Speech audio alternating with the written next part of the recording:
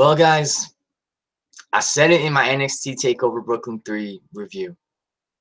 SummerSlam had a lot to follow, and I did not believe SummerSlam was going to top NXT TakeOver Brooklyn 3. And I was right. A lot of us knew SummerSlam was not going to top NXT TakeOver Brooklyn 3. And, you know, there were those of us that were hoping we'd get a good show, good solid show, maybe a very good show. Hell, with the 4 hours, you know, that they're using and all the matches, maybe we could have even gotten a great show. That was not the case. That was not the case. I am not here to review all the match. I am not here to review SummerSlam. I'm here to rant about SummerSlam because this year's SummerSlam has to have been the worst SummerSlam I have ever seen.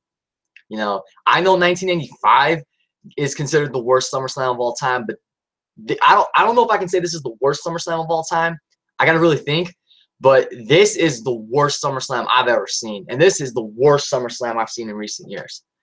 I mean, there were so many bad booking decisions on this show that I got to the point where I was like, fuck this show. I can't do this anymore. I just couldn't do it anymore. I did not watch most of the show. I watched the first, 4 matches. And after the result of the 4th one in particular, I was like, fuck this show, I'm done. What did I do? I ended up playing Injustice 2 on my phone and watching a stream from my good friend Hollywood Shono while I was waiting for certain matches. And even certain matches I was excited for, I couldn't really get into because I just was so frustrated with this fucking show. I mean, the decisions on this show, a lot of them make me ask, what the fuck WWE were you thinking? And that's just why I love NXT. That's why I love NXT. I mean, let's start with the pre-show, for example. I did not watch the whole pre-show. I just watched clips of it. I saw that The Miz and the Miztourage beat the Hardy Boys and Jason Jordan in the 6-man tag team match, and the arena was pretty empty. That's sad. That is straight up sad. I didn't care for the match, and obviously the crowd in Brooklyn didn't care either because they did not want to be like the first ones there to watch that match. And I'm not lying. I would not want to get right. I would not want to get there right on time for that match, so I don't really care. Then there was Akira Tozawa versus Neville for the Cruiserweight Championship, and I watched bits and pieces of that match. And Akira Tozawa dropped the belt to freaking Neville. So now I'm asking myself, why did Akira Tozawa win the Cruiserweight Championship on Raw if he was just going to drop it to Neville? You know, I'm not a fan of titles flip-flopping, you know, and I was just like, that's another reason why I don't watch Raw. And that's another reason why the Cruiserweights are totally dead to me. Why would you give Tozawa the championship and then you're going to have him drop it to Neville at SummerSlam? WWE logic, I guess. The final match on the kickoff show. This is the match that seriously should have been on the main card. This was one of the best matches of the night. I don't care if it was pre-show or main show. The New Day versus the Usos for the SmackDown Live Tag Team Championships. Great fucking match. Best match of their series, you know. I thought they had a really good match in Money in the Bank. I thought they had a very good rematch at Battleground, but this one was the best of the matches they've had on pay-per-view. And in the end, the Usos regained the SmackDown Tag Team Championships. And I'm fine with that. You know why? Because there are times where title changes like that means something. You know, I'm happy the Usos got the Tag Team Championships back. I didn't think they were going to win them, but I'm really happy they did win them back. Because the Usos New Day feud was one of the, hell, it's the best thing going on SmackDown Live. The best feud going on SmackDown Live. So, you know, kudos to all the guys involved in that match. And I'm sure we'll get one more match between them at whatever pay-per-view SmackDown's going to have in October. And you know what? Let's get a stipulation this time. I don't care if it's ladder match, a street fight, balls count anywhere, the best 2 out of 3 falls, Iron Man match. Let's get a stipulation this time. Then we get to the main show. And here's where I really start having issues with the freaking booking decisions of this show. The opener was John Cena versus Baron Corbin. And for what it was a decent match. But when I didn't see Baron Corbin come out and assault John Cena right as Cena was making his entrance, or when he didn't just run into the ring and assault Cena as he was making his own entrance, I started saying, oh boy, this is going to be a typical Cena versus the big man match. I know what's going to happen, and that's exactly what happened. Now, granted, Baron Corbin did get in offense. He got in offense. I like how aggressive he was, but he wasn't that aggressive like I wanted. A lot of us wanted Baron Corbin to just destroy John Cena in this match because of everything that happened with Cena costing Baron Corbin the Money in the Bank briefcase and the WWE Championship. You know? And the fans were chanting, "Where's your briefcase? Where's your briefcase?" And I was like, wow. Like, they're letting him have it. So, Baron Corbin, in the end, he gets an AA for his troubles. And John Cena beats him 1, 2, 3. And this is exactly what me and my good friend, the Club of the Man 1993, who is watching this stream right now, shout out to you, Mike. This is exactly what we were worried about. Our worst fears were realized that Baron Corbin was going to lose to John Cena, and he lost. I don't know if Baron Corbin pissed somebody off backstage or if he's got heat or whatnot, but I'm really concerned for him now. I'm really concerned for him now. He drops the Money in the Bank briefcase on SmackDown, and then he loses to John Cena here at SummerSlam. Baron Corbin is in jeopardy. His career is in jeopardy. If he did piss somebody off, or if he's got backstage heat, it is wrong to punish him. And Mike brought something up. Jinder Mahal kicked out of the AA, but Baron Corbin can't. That is pathetic. I was pissed when John Cena won, because this felt like the John Cena old, where he was just beating all the young talent, you know, all the young talent, you know, when he beat Rusev, when he beat Bray Wyatt, when he beat so on and so forth. You know, I respect Cena, but I hate when he beats the young talent like this. It's just, I hate it. I really hate it. Because, once again, WWE is killing their future and they're killing their young talent. I hate it. I really, really hate it when WWE does that. When Cena has to, you know, bury a new guy, or they feed the new guy to Cena. I just hate it. I'm really concerned for Baron Corbin. I don't even know if they're going to push him as a WWE champion anymore, if this backstage heat rumor is true. So after that, we got the SmackDown Women's Championship match, Naomi versus Natalya. And I thought they put on a solid women's wrestling match. I was happy with the result. Natalya made Naomi tap out to the sharpshooter and won the SmackDown Women's Championship. And I said this on Twitter. I've always felt that Natalya, for a veteran of her caliber, has been a very underrated. I think she's a great underrated women's wrestler. And I feel like she's not as appreciated as she should be. And this ultimately was vindication. I feel like it was vindication for her to win the SmackDown Women's Championship with the sharpshooter, making Naomi tap out. You know, I was happy. I wish the match would have been better, but it was solid for the most part. I was happy they did what they did, and I'm happy Naomi is the brand new, or I'm happy Natalya is the brand new SmackDown Women's Champion. And yes, like my good friend Tia Kumpar just said in live chat, it is overdue for her to have a women's title, because I think she was the Divas champion, I believe. She was like Divas champion in 2011, but for her to win a recognizable, legit women's title, like the SmackDown Women's title, long overdue. So no cash in from Carmella. We did see her backstage with James Ellsworth, but no cash in. I'm interested in seeing how long Natty holds on to the title. And remember my idea, guys, from my SummerSlam predictions video. You could have Carmella cash in on Natalya. You could do a rematch in like a week or two on SmackDown.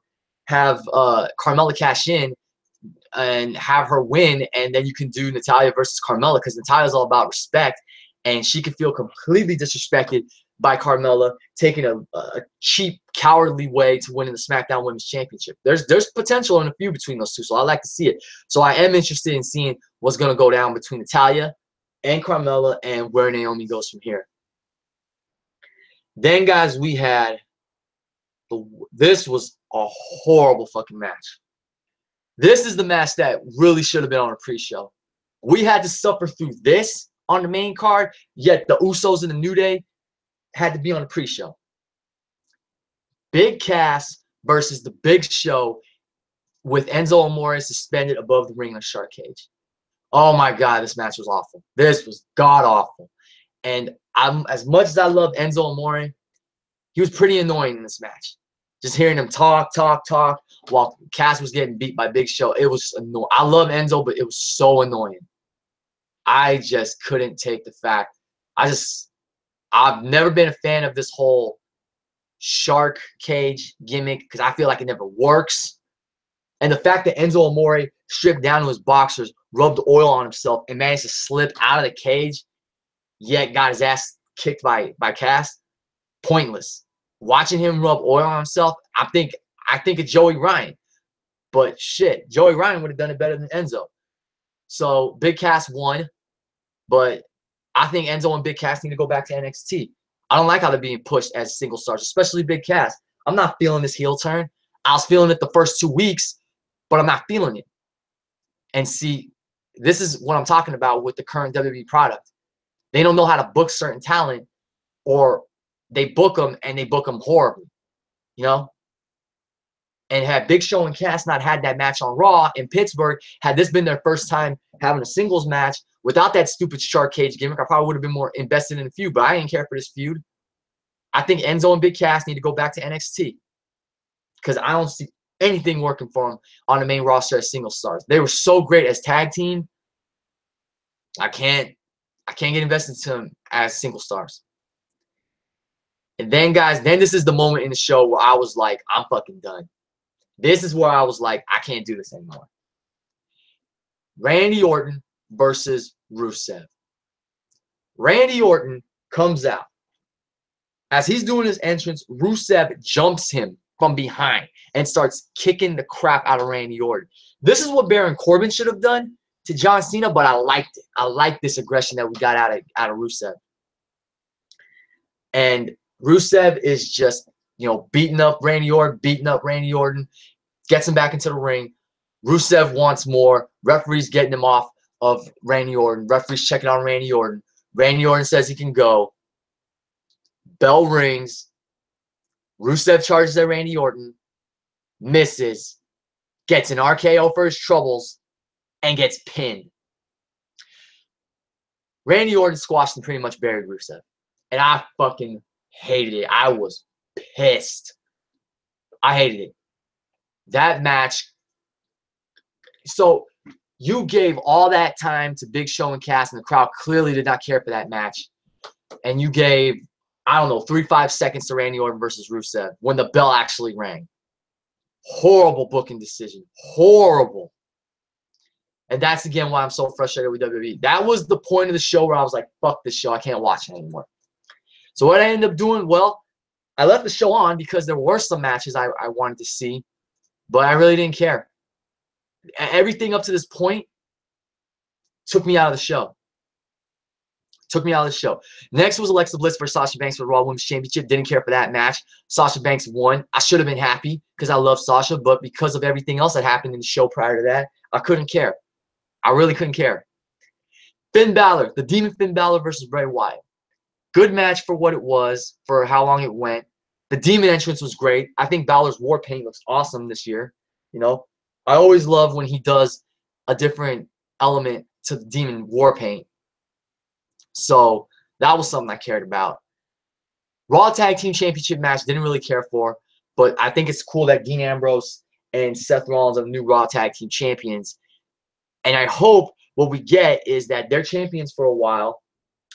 They start to have a little bit of dissension in January, lose the championships next month, and then we do a month-long build with Ambrose betraying Rollins, and then you have a heel Ambrose versus a face Rollins at WrestleMania 34. I would love to see that. I would love to see that. I didn't care for this match, but I think it's cool. They did something different. You know, a mini Shield reunion. Let's see how long these guys hold the titles. I do think it was really funny that Cesaro jumped into the crowd, grabbed the beach ball, and fucking destroyed that thing. I thought that was awesome.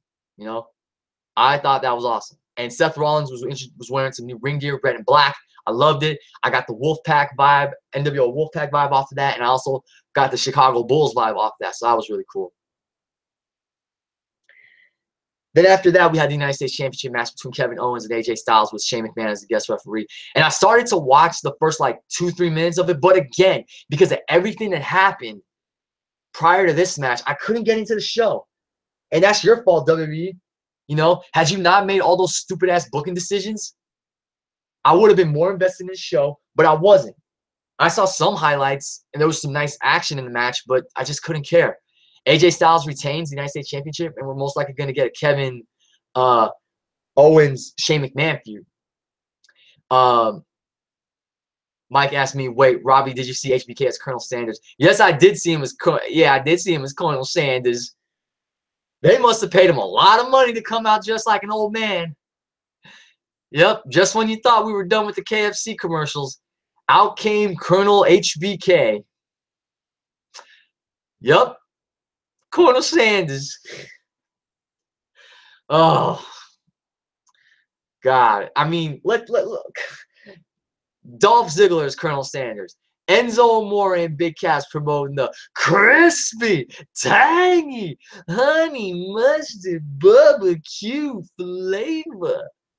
And now a freaking clusterfuck of a commercial with Becky Lynch, Big Show, Mojo Rawley, and R-Truth all trying to dress up as Colonel Sanders. And then freaking Shawn Michaels comes out, jumps on the announce table as Colonel Sanders.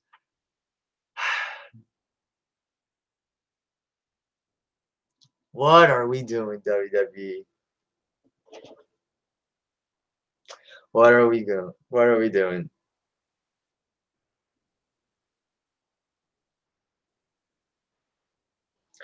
So then after that, we get the WWE Championship match between Jinder Mahal and Shinsuke Nakamura. Nakamura had an awesome entrance because, of course, they had Lee England Jr., the famed violinist, play his music. Nakamura's entrance was awesome. But what was not awesome was the result. I honestly did not think Nakamura was losing to Jinder Mahal. I was not happy when Nakamura lost. I was shocked. I couldn't believe Nakamura lost just like that to Jinder Mahal. Yes, the Singh brothers got involved, and it wasn't a clean finish, but still, you have him just lose to Jinder Mahal with the Colossus. At least they're protecting the Colossus, but you couldn't do anything like a roll up with the tights, something where like some kind of like roll up small package where Jinder Mahal has the tights, so Nakamura doesn't lose. I don't know what. And think about this. Think about this, guys. Rusev versus Randy Orton, John Cena versus Baron Corbin, and this match. We're all from freaking SmackDown. And you know how much I love Team Blue. I don't know what the hell was going on. But guess what? Guess what I'm going to do? If this guy was actually responsible for the booking tonight of the SmackDown brand on SummerSlam, guess what hashtag I'm gonna have on my Twitter trending? Hashtag Fire Road Dogg. Because if he's the one that made the booking decisions, he needs to go. If it was Ryan Ward, I guarantee you he would have had Corbin beat Cena, Rusev and Orton. Even if Rusev was gonna lose, they would have had a 5-7 minute match, and Nakamura would have won the WWE Championship. I hated it. I hated the fact. Yeah, and he blocked Daniel Garza because Daniel Garza said wins and losses matter when talking about Asuka versus Ember Moon. So, that's fucked up, Road Dogg. But that shows you can't take criticism or you can't take the truth. I'm so frustrated, guys, with WWE right now. I don't even know if I'm going to watch SummerSlam. Not SummerSlam. I don't even know if I'm going to watch SmackDown on Tuesday. I know for a fact I don't want to watch Raw.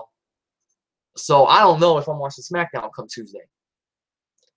The only thing that I enjoyed this entire show was the main event.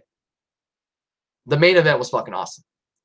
The Fatal 4-Way for the WWE Universal Championship. Brock Lesnar, Roman Reigns, Samoa Joe, Braun Strowman. Fucking awesome match. Braun Strowman was a fucking monster in this match. He kicked the crap out of everybody, including Brock Lesnar.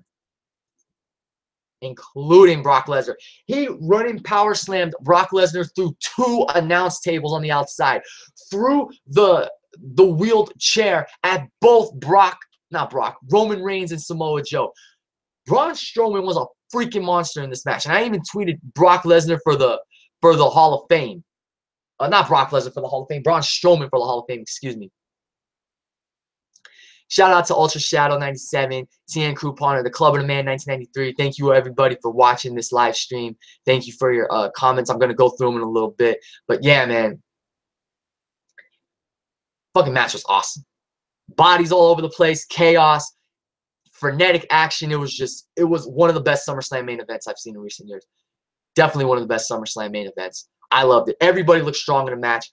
Brock Lesnar getting wheeled out on a stretcher. Roman Reigns, Samoa Joe going at it. Roman Reigns, Braun Strowman going at it. Everything about the main event was awesome. I did not have a single problem with the match.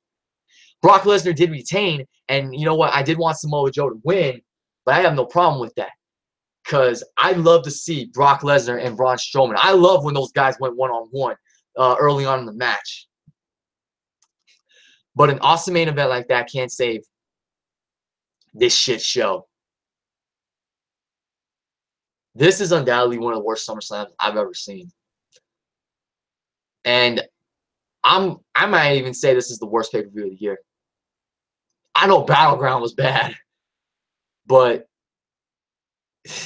this is something else, you know. And I'm happy Samoa Joe didn't get pinned. I'm happy Braun Strowman didn't get pinned. Brock Lesnar hit an F5 on Roman Reigns. That was awesome. That was it.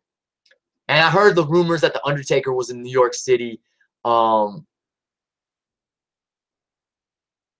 happy he didn't get involved in the match because that would have led to Roman Taker 2. I don't want to see that because I feel like that you know, desecrates the whole significance of Taker's, you know, final moment in the ring, the last ride and everything at the end of WrestleMania. But awesome main event, but that does not save this show from being one of the worst I've seen.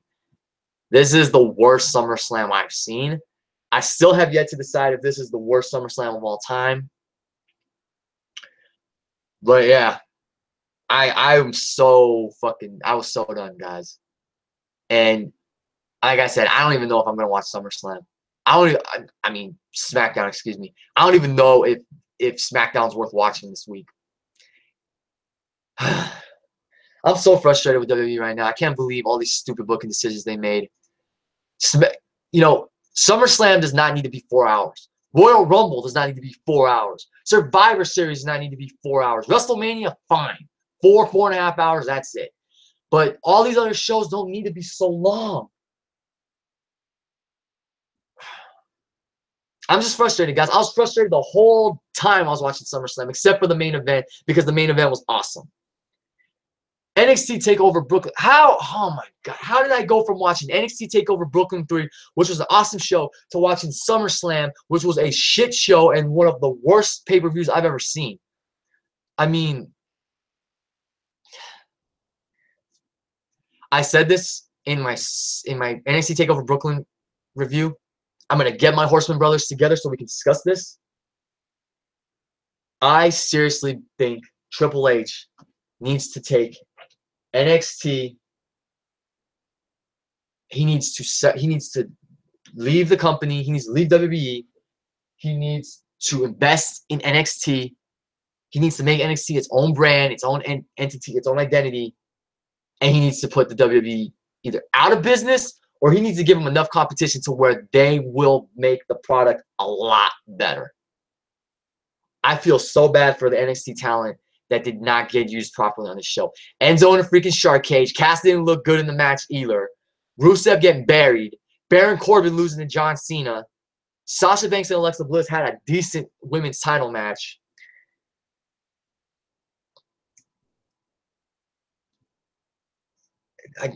I can't stand WWE right now. I think I'm going to actually take the week off from Raw and SmackDown and just watch NXT.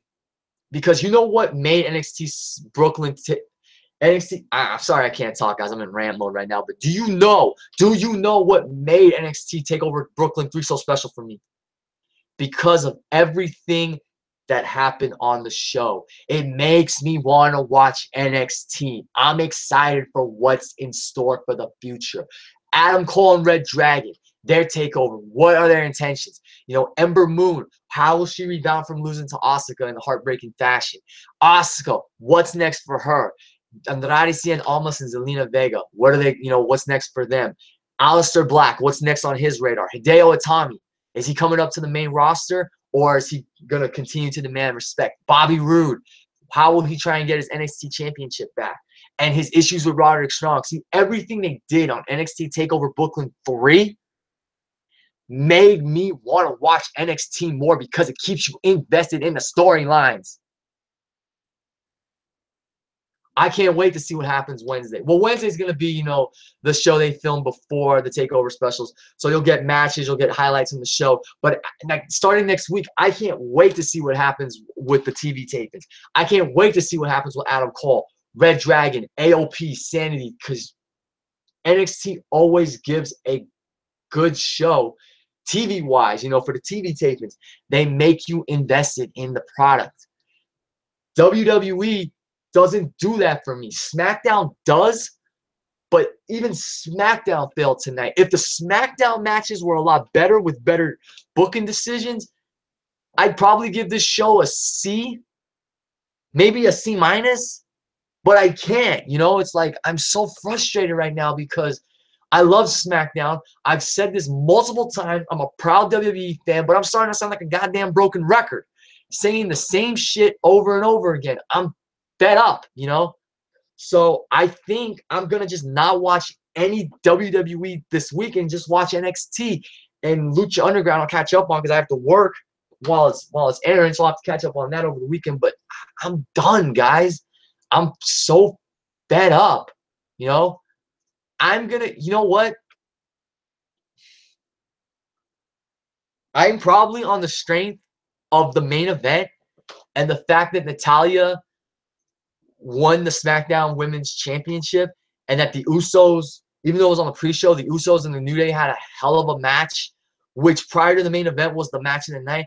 I'm going to give – I said on Twitter I was going to give SummerSlam an F. I'm going to give it a D-. I'm giving it a D-. Horrible fucking show with only one pre-show match that was awesome and then an awesome main event. Everything else sucked.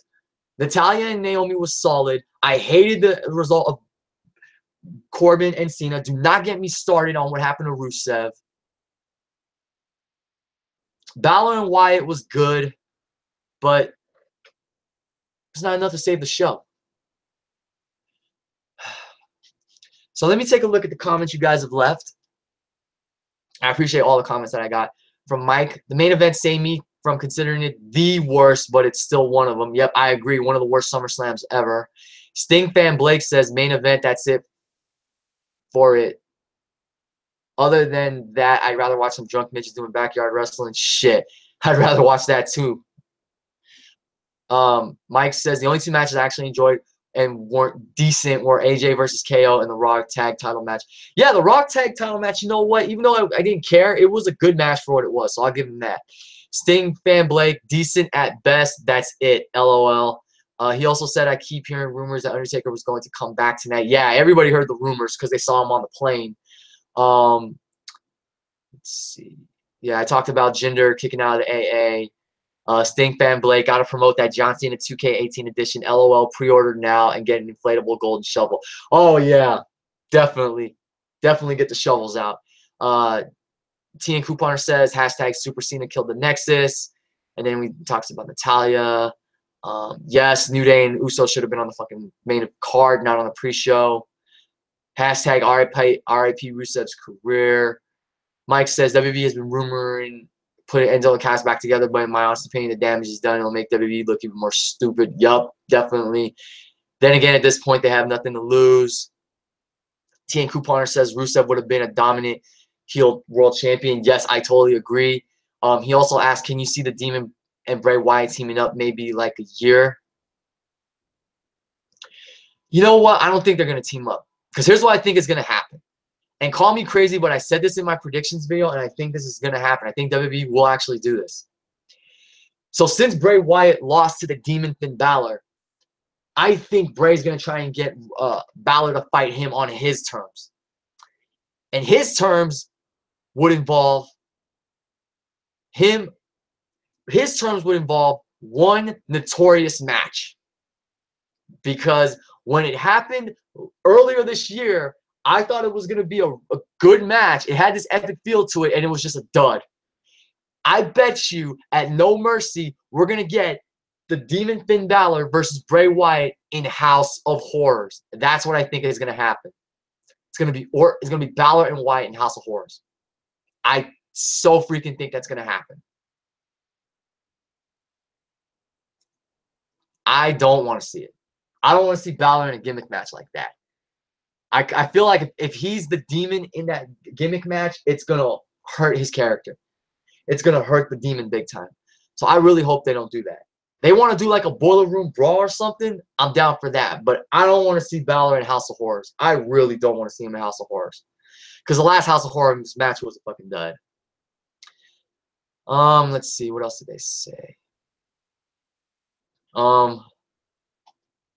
Ultra Shadow got blocked by Road Dogg. That fucking sucks.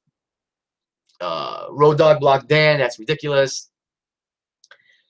WWE has a weird obsession with KFC. Ultra Shadow says, yes, I think they do.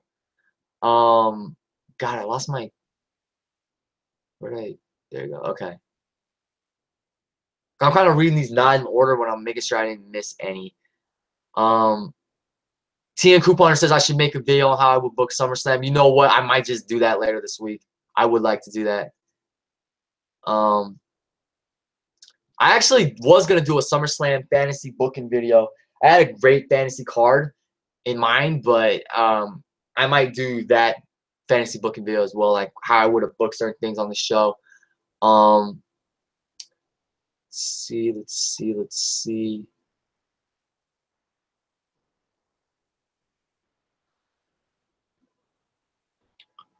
Ultra Shadow says 6 hours does not make a show better. Yes.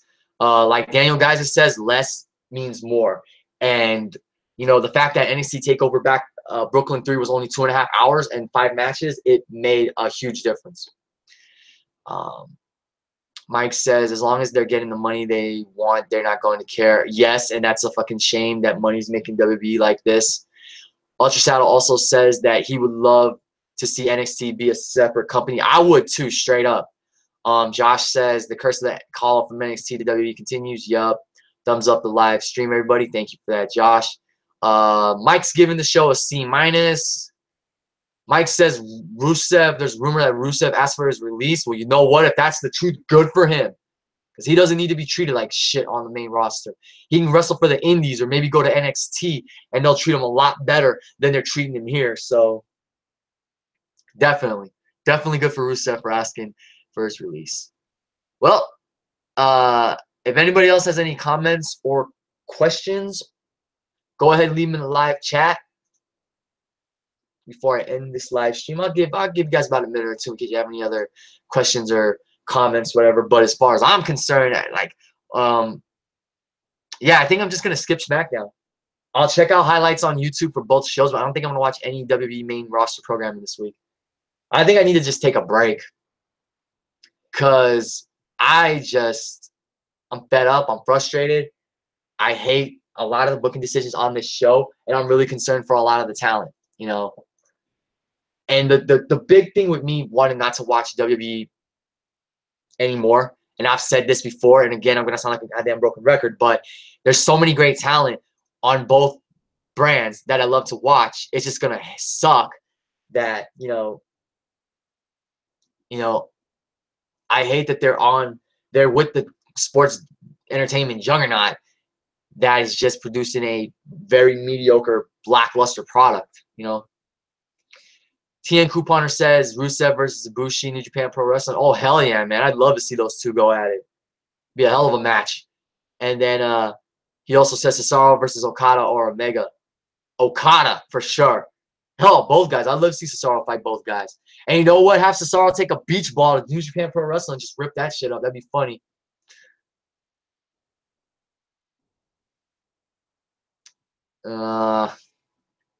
And Mike, if you're going live soon, I will be watching your SummerSlam review. You're going to hear a lot from me as well. I can't wait to see your SummerSlam review. And I hate, man, that our freaking worst fears were realized with Corbin. What the fuck are you doing, WWE? Seriously. What are you doing? A SummerSlam where we've got Shawn Michaels dressed as Colonel Sanders. Rusev gets buried. Baron Corbin's career takes a serious nail in the coffin. Nakamura loses. Oh, man, I can't take it. I'm sorry. I can't take it. I think I'm done, man. I think I'm not going to watch WWE at all except for NXT this week because I can't believe Nakamura lost. It wasn't like Jinder buried him or anything, and it's good that they protected the Colossus, but really, like, you gonna give Nakamura his first loss to, of all people, Jinder Mahal? Now I'm preferring John Cena. Now I'm preferring John Cena would have been in the main event against Rusev. I mean, against, why the fuck I say Rusev? I prefer Cena would have been in the main event against Mahal and have Mahal beat him.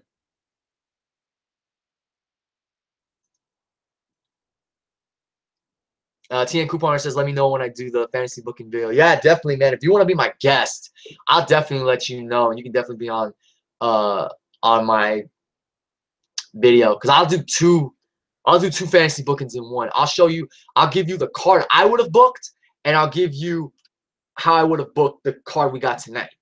So you'll have my custom card and the card we got tonight. I'll tell you how I would have booked it. Yeah.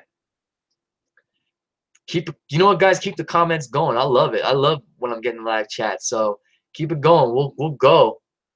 We'll go for another 5-10 minutes. Keep them going, guys. But I'm seriously just, I can't believe Nakamura lost. I can't believe Corbin lost. I can't believe Rusev got buried like that. And all those guys are on SmackDown. You would think SmackDown. Yeah.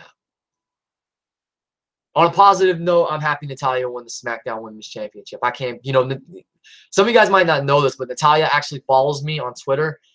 And I think the reason she followed me was because I tweeted her a picture of when I met Bret Hart like 3 years ago, which was a great experience, just to meet a legend of Bret's caliber. And she started following me. I think it's because of that picture, which is awesome because I love Natalya. She even made me more of a fan of hers when she had the feud with Nikki Bella, and she fought Nikki Bella on Talking Smack, and she slammed Nikki Bella's face onto the Talking Smack table. That was so cool. That made me more of a fan of her.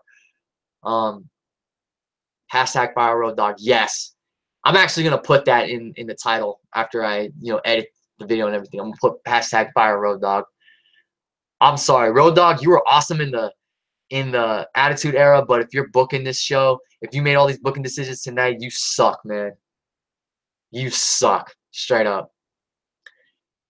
Mike says, I miss Talking Smack. Oh, God, I miss Talking Smack as well. I really miss Talking Smack. I miss just watching that Tuesday nights after SmackDown and just seeing a different side of the WWE superstars. Yeah, man. You know what I said? Hold on. Mike says, wait, they're not doing an edition of Talking Smack this week for a fallout from SummerSlam, are they? No, not to my knowledge. I think they're just gonna do Talking Smack after the SmackDown pay-per-views. Because when they did it after Battleground, their set sucked. I didn't see it, but yeah, a lot of people said their set sucked. I think you even said that first, Mike. Yeah. I'm sorry, guys. I'm sorry. I'm just so frustrated with this show. I feel bad for Nakamura. I feel bad for Corbin. I feel bad for Rusev. I feel bad for a lot of the talent on this show. I feel bad for Big Cass. He won the match, but he didn't even look good in that match. That match was horrible. Fucking Enzo in a shark cage, oiling himself up just to get out of the cage, and then jump off the cage and then get knocked out by Big Cass. It's horrible, man. Like,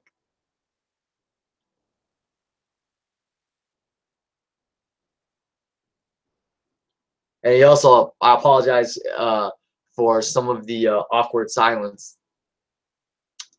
God, I hated it, man. Like, this is a rant where I'm just saying any and everything just because of how much SummerSlam sucked. I might go back and watch that Fatal 4-Way. You know what? Let me say one other thing about the Fatal 4-Way. The Fatal 4-Way felt like a Fatal 4-Way. You remember when they did the Fatal 5-Way at Extreme Rules? That didn't feel like a Fatal 5-Way. I don't know. Like, it was an Extreme Rules match, but it didn't even feel like an Extreme Rules match because they didn't really utilize the Extreme Rules stipulation that well. But this felt like a Fatal 4-Way because any guy could have won the match. So many crazy near falls. TN Coupon, oh my God. New WWE main event. Enzo versus Joey Ryan. Oh my God. With a lollipop. Oh, no, you know what? It's going to be Joey Ryan and his lollipop versus Enzo Amore with that crispy, tangy, honey mustard barbecue flavor. Oh, wasn't Enzo in that KFC clusterfuck as well? I think he was. What are you doing, WWE? Seriously. What are you doing? I swear, what are you doing with your company? What happened to the good old days when we had wrestling, when we focused on the wrestlers and the feuds and the storylines and character development and everything? Nowadays, WWE is just a freaking billboard for any and everything. Cricket Wireless, KFC, Sonic, Sonic Drive-In, Tater Tots, Mountain Dew. Oh my God, man. I should have just played WWE Champions for like 4 hours. That would have been more entertaining than SummerSlam. And my issues with WWE Champions is that the game was just frustrating to get the certain, items you needed to promote your characters, and they didn't make the cash more available for you so you could buy more card packs to get more characters. They need to take a page out of Injustice 2's book and do it to where in the online versus mode, for as high as you rank, you get a higher amount of cash along with the other rewards you get. I should have freaking just downloaded the game again because I deleted it the first time because I just got frustrated after playing it for a few months. I should have played that for 4 straight hours. That would have been more freaking entertaining than SummerSlam. But I think I'll leave the live chat open for like 5 more minutes, guys, and then I'll call it a day. Because I don't really know what else to say that I haven't already said. I might watch SmackDown just because I want to see what's up with the Usos and Natalya. But then again, I need to remind myself that Corbin pretty much got buried. Rusev got buried, and Nakamura lost to Jinder Mahal. That loss was so underwhelming. I mean, hey, they gave Jinder a big win over a well-respected veteran of Nakamura's caliber. But I just still can't believe he lost. Nakamura should have won. He should have won that match. I like Jinder Mahal, but this should have been Nakamura's night. So, we'll see. All right, Mike. I'll see you in your live stream in a little bit, man. Thank you. Thank you for joining me. Actually, guys, I think I'm just gonna end this live stream right here. I do appreciate everybody who joined me live and everybody who left their comments in the live chat. Thanks for watching and listening. Leave your comments down below. Let me know what you thought of SummerSlam. I'm giving, like I said, I'm giving the show a D-. Give me your grades or your show ratings out of 10. But yeah, guys, this was one of the worst shows I've seen this year. Maybe even worst pay-per-view of the year. And this is definitely one of the worst SummerSlams I've ever seen. So WWE, either you get your shit in gear and you start giving us a better product, or I am just fucking done with you for a while. Because I still can't believe some of the ridiculous booking decisions you made tonight, especially with young talent like Corbin and Rusev. I'm still bitter about that. But with that said, guys, I'm going to sign off for tonight. I'm going to end this live stream right here. Thanks for watching and listening. This is Rob One Kenobi signing off. Everybody have a good evening, and I'll catch you guys later in the week. Peace.